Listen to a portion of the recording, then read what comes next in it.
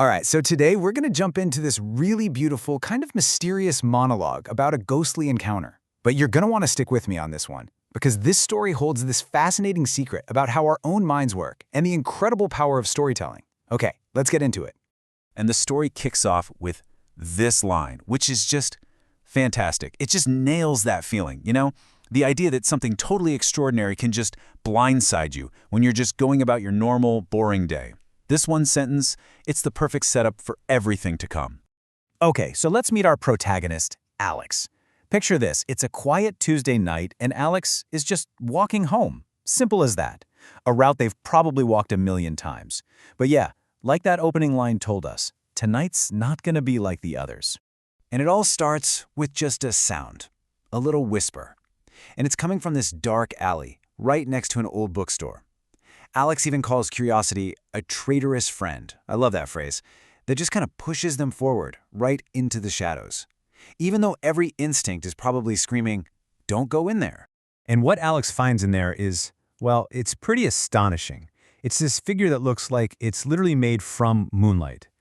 And think about how rich the description is here. It's not just something Alex sees. No, they have this whole telepathic conversation, they're learning secrets of the universe, and they even smell something impossible, that scent of rain on dry earth. To Alex, this is 100% real. Then, just like that, it's over. The encounter ends just as quickly as it started. But Alex is left with something they call a gift. And it's not like a souvenir or anything. It's this massive shift in how they see everything. The world suddenly feels full of secrets and magic. A deeply beautiful, totally life-changing moment. I mean, that's a pretty powerful story, right? But, okay, this is where we're going to take a hard left turn. What if? What if that ghost, that whole vision, that entire supernatural thing, wasn't what it seemed at all? What if it was something else? So let's pull back the curtain for a second. See, the person who wrote this monologue, they left a little note right at the top of the script. A really small note, but it's absolutely crucial. It reveals what was really going on.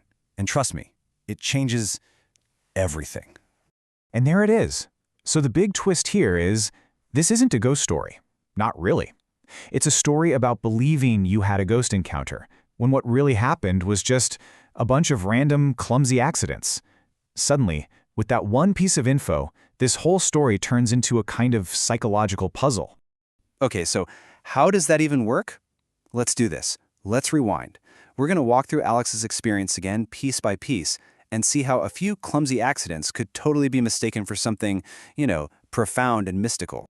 All right, first up, that glowing figure. A being made from the moonlight itself. It's such a beautiful image. But think about it. You're in a dark alley. Couldn't that just be headlights from a car hitting a discarded plastic sheet in just the right way?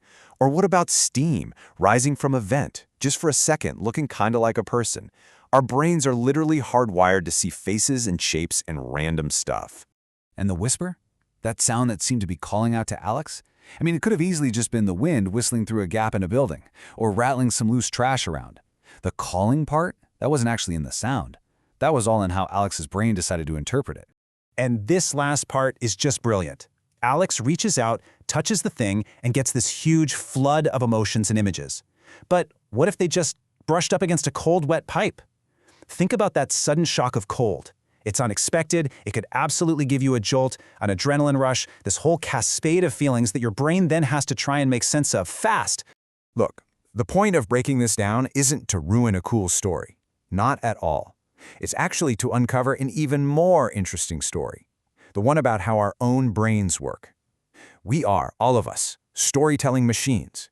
We're constantly trying to create meaning out of the chaos around us. And psychologically, it kind of follows this pattern, right? You get some unexplained thing, a weird light, a funny sound. That triggers an emotion, fear or awe or whatever. Then your brain goes into overdrive trying to connect the dots, find a pattern, and bam, it spits out a story, a narrative, to make the whole thing make sense. Alex didn't just see a reflection. Alex's mind built a personal myth around it. So when we go back and think about the gift that Alex got, it means something totally different now, doesn't it? The gift wasn't some supernatural info dump from another dimension. The gift was the human brain itself doing its amazing thing, taking random chaos and weaving it into something meaningful. It's proof of the magic we all have built right in.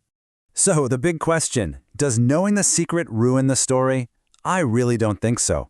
Honestly, I think it makes it even more powerful. It just shifts our focus, away from the ghost and onto the storyteller that lives inside every single one of us.